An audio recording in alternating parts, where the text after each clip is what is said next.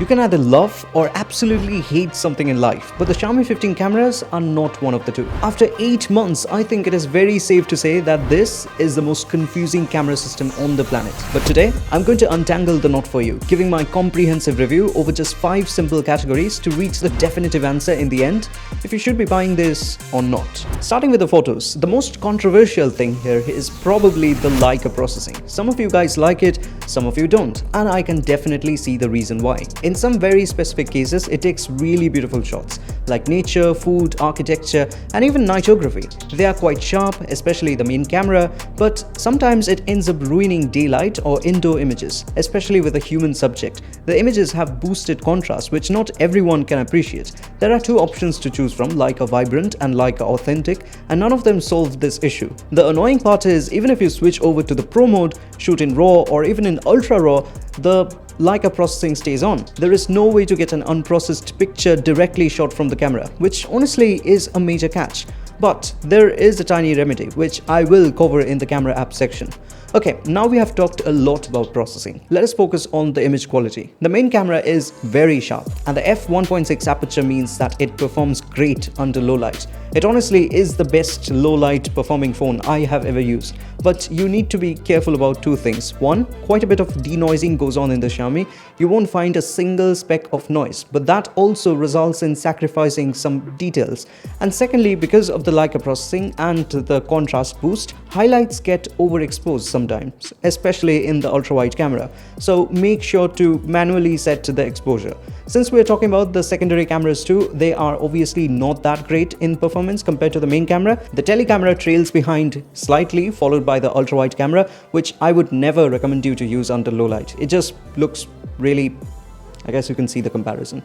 Zoom also works very well on the Xiaomi, especially with the AI upscaling. They look really great. I won't say the images are usable or even remotely comparable to other top-end flagships at higher prices with better optical zoom, but I really like the upscaling process. Initially, there used to be a lot of chromatic aberrations in the telecamera, especially at ultra zoomed in images with harsh backlit scene. But now they have reduced a lot. If you manually reduce the exposure a bit, it often even resolves completely. Sharpness wise, it is the same. The ultra-wide camera trails behind quite a bit. I think the lack of adjustable focus is partly responsible. You might say it is not that important, but sometimes I feel like the adjustable focus would have improved the quality a little bit.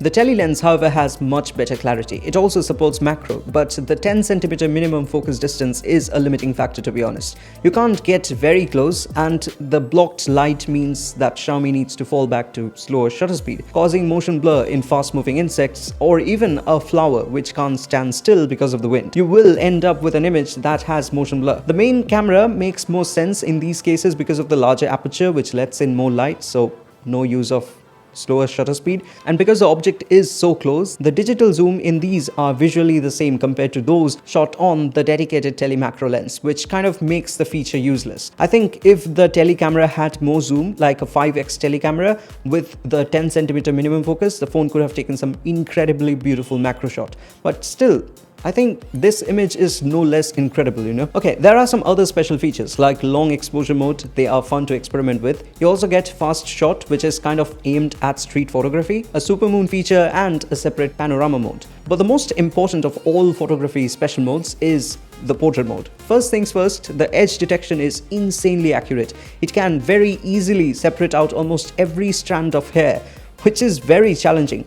Very rarely will notice that it eats into the subject, but that is negligible since taking the same picture again solves it. You actually get a lot of bokeh modes which change the shape of the bokeh, and they are nothing like those weird heart-shaped bokeh modes you get in some smartphones. They're proper realistic bokeh shapes. I love the white bokeh mode since it mimics the anamorphic lens feel. I think it looks really beautiful. There are 2 different portrait modes though. The first one is the Leica portrait and second is the master portrait. There are very slight differences in color, but Leica portrait sometimes overexposes the images and brings down the highlight to try and save the day. Like, look at this image I shot under very decent lighting and it looks pretty bad. You can see under the scopes that most of the information is squeezed into the upper highlights area. What I do is lower the exposure and then boost the highlight to spread the image information out, which actually rescues the picture. It does not happen always though. The effect is sometimes less pronounced, but the Master Portrait is a much better alternative according to me. It still has a contrast boost, but I kind of really love the processing here. Finally, there is the Ultra HD mode, which basically allows you to shoot at the highest possible resolution, that is at 50 megapixels. This does not come with any Leica processing, so you might think this is the alternative way to get unprocessed images, but that is not true. I think it is best for shooting macros because the resolution bump is seriously noticeable. But human subjects like my hand in the test image look unusually reddish. Sometimes there are even patches of reddish areas visible on my hand. The image also appears slightly more saturated. Again, the remedy will be covered in the camera section. That brings us to the end of the photography review of the Xiaomi 15. Now let us move on to videos. Okay, starting with the star of the show, which is probably 8K 30fps recording on the Xiaomi. And what is really interesting to see here is the considerable amount of background blur which you get on the Xiaomi. And that is because of the f1.6 lens and the large main camera sensor. Yes, clarity-wise, you will notice a boost for sure, but unless you are trying to match footages from a very high-end camera, you will never end up using it after the first few days. Cropping makes sense, but the telecamera at 4K will look much better if the flexibility during editing is not a deal breaker. And talking about editing, 8K is very demanding, so unless you have a really high-end PC, the small quality boost just does not justify the pain in editing. I personally never used it after the initial days except for testing. Also, there is a 6 minutes cap while recording in 8K, so you can't record more than that in one go. Okay, switching to the 4K 60fps because that is what users are going to shoot on almost 95% of the time. And I would say that the quality looks pretty much comparable to the one shot on 8K. And it's not like that Xiaomi's processing changes or it increases when shooting on 4K 60fps. It is also consistent here too, so it looks like both the footages came from the same camera. In terms of color, contrast, dynamic range, this is what it looks like at a fairly backlit, harsh scene, because the sky is directly visible in the background. The background is quite visible along with details consistently present in the foreground, but there is still some room for improvement, and you get two more options for that, starting with the Master Cinema. And this is what the same shot looks like when you turn on Master Cinema. You will notice softer colors with more details preserved in the highlights, making the footage look more cinematic. But another main caveat is it is only present in the main camera, so you can't get it on the ultra wide as well as the telephoto lens. But you can solve that problem too by shooting in Dolby Vision, which can go up to 4K 60fps across all the three cameras. This is the mode I always leave my cameras at since it boosts the dynamic range considerably. I have used it a number of times even on my channel, especially for overhead shots. The large aperture in the main camera creates a lovely background blur like I mentioned before. You will notice it a lot while shooting on the Xiaomi 15. It contributes to the cinematic feel. The dynamic range is also great even when the sun is directly shining from the back. But switching to the ultra-wide camera is honestly a disappointment. There is a visible loss of quality. Does not matter if you shoot in normal mode or with Dolby Vision on. The camera itself here is at fault. Switching to a lower FPS also does not help here, unlike on the main camera and the telecamera where a quality boost is noticeable in 24 and 30 FPS compared to 60. Talking about tele, it is slightly worse performing than the main camera, but since it is specially designed for optical zoom, the clarity improvement compensates for that. You will also notice the same amount of background blur like the main camera because of the higher f-stop and the focal length increase acting like a compensation. And talking about focal length, once you use the telecamera on the Xiaomi, you will fall in love with it. It does not have that smartphone camera feel, which is exactly the reason why it is my default for shooting outdoor videos. Sometimes it even gets very hard to tell if the footage is taken on a camera or a smartphone. Nighttime videos are great on the Xiaomi. It is even better than the iPhone 16. The main camera consistently outperforms the iPhone, but that is only when you shoot specially at 4K 24fps. The ultra-wide camera is not that great. Again, I would not recommend you to shoot night videos on the ultra-wide lens. Tele is still better because of the optical zoom advantage, but yes, it does get visibly darker, especially at low light scenes. The main and telephoto camera also comes with OIS, so dynamic shots are clearer even with low shutter speed. The ultra-wide camera, however, relies on EIS, so yeah. Now, let's switch to the front camera. In terms of front camera video, the Xiaomi can shoot up to 4K 60fps and they turn out to be great. In terms of color, contrast as well as stabilization, because the path I'm walking on is not really a stable path, you can see how stable the footage turns out to be. And that is even at the maximum resolution, 4K 60fps. But there are a few caveats. 4K 60 does not have support for Master Cinema, then you don't get support for HDR as well as Dolby Vision. But at the same time, you can see that the sky is still pretty visible. It's not completely blown out. The background, mountains and everything all look pretty visible in this shot. Switching to Dolby Vision improves the color quite a bit in the front camera. The dynamic range also sees some improvements, but it is not that great like in the back cameras. Like here, even with the sun in the background, my face is very clearly visible, but the sky looks completely white. Xiaomi 15 brings in a lot of special modes even in video, starting with slow motion. It is supported on the main camera, tele and ultra-wide cameras up to full HD 920 FPS, with the main camera supporting an additional 1920 FPS at 720p. God knows who needs this much FPS. Honestly, I think support up to 240 FPS along with 4K across all cameras would have been much more useful here. I have the S24 FE and I absolutely must credit Samsung here for adding 4K support in slow motion on a phone half the price of the Xiaomi. Because honestly, even in FHD 960 FPS, it is not usable quality. And since the high FPS mode starts only at the last quarter of the recording, it is very hard to use even at their intended use cases. The other two FPS modes are still better, with 120 FPS having the best quality. To be honest, support for slow motion on the telecamera is probably the only good thing here. Zoomed in shots look much more clear than those other devices which do not support it. And yes, you also get slow motion in the front camera up to 720p 120 fps. Where you do get 4K is in the time lapse up to 30 fps across all the cameras. The video quality is great. It is quite sharp, but honestly I do not understand why brands miss out on the opportunity to enable even higher resolution recording at higher speed. Since the phone does not need to capture 30 times a second, it might as well take a 12MP normal photo every set interval and stitch them to produce a very high quality video. Don't you think that makes more sense? Oh yes, you also get support for time-lapse in the front camera up to 4K 30. Next is the movie mode. Now here you do not get support for 4K. The blur quality is not that great, especially when the subject moves. The blur tends to change. What I do like is the anamorphic lens effect. Again, it is the only good thing in the movie mode. Also, there is no support for movie mode in the other two lenses. The ultra-wide has a fixed focal length, so it kind of makes sense, but I do not understand why the telephoto camera was left out. One thing that I really love on the Xiaomi is this bokeh mode in the front camera. It just looks so good. It's almost like I'm taking this video on a professional grade camera,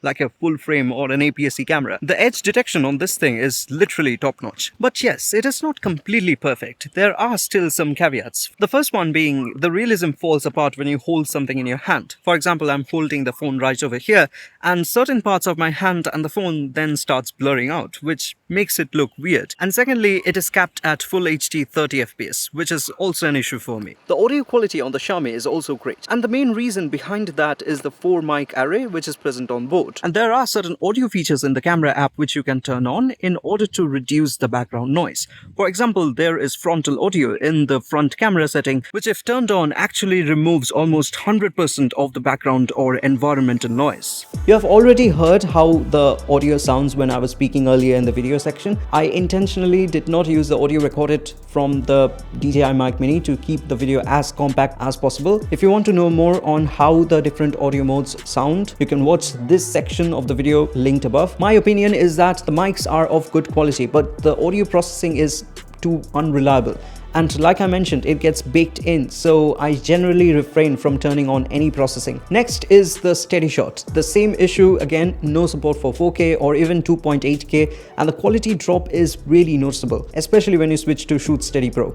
Shoot Steady has much better quality, by the way. Both the modes support up to FHD 60 FPS, but no support for secondary cameras or even the front camera. I never had to use this mode since the OIS itself is more than enough. For extreme action videos, they might be useful. Now that we have covered all the major features, let us focus on the camera app. Starting with the Pro mode, you will notice that this is like a proper tool for those who know a lot about cameras, or even those who want to know more about cameras. Of course, you can change the shutter speed, ISO and more, but there are options to control the contrast, color temperature, saturation and sharpness. And this is the exact tool I use for fixing that contrasty Leica look. You can tune down the contrast directly while shooting and compensate for that by increasing the saturation or the sharpness as required. I found out that there is no one value that works for all because the Leica processing is adaptive, so you need to tune them a little bit for most of the shots you take. Also, keep the exposure below 0.0. I generally switch between negative 0.3 and 0.7 and it works fine. With the new HyperOS update, you can set the entire setting in the Pro mode as a photography style to select your own look. I have a base setting set for human subjects. The interesting part is you can share the style with others who can import them on their phone. Now, if you look at this test image, sure, the result is not monumentally better, but it still kind of cancels out much of the high contrast look in the Leica processing. Now, the oversaturated Ultra HD images can be fixed in the same way. You can turn on the 50MP mode, but it compulsorily uses Leica Vibrant. So you need to reduce the saturation during shoot manually to offset the boost. Switching to video, you get the same level of settings, except for the contrast, saturation and sharpness part, but there are some insanely cool features like the ability to shoot in log and apply any lookup table of your choice. Xiaomi even provides you one to convert the preview to Rec 709 directly while shooting. For those who know how to convert this to a broadcast safe color space, it is a great tool, but sadly only supported in the main camera at 4K across all the FPS. Then you get other stuff like multicam setup, audio control, stabilization settings and more. The camera app is very optimized, like the screen turns off to save on battery when it is recording a video for a long time. But I also have noticed one small bug. There are two watermarks to choose from. One is the Xiaomi watermark, another one is the Leica watermark.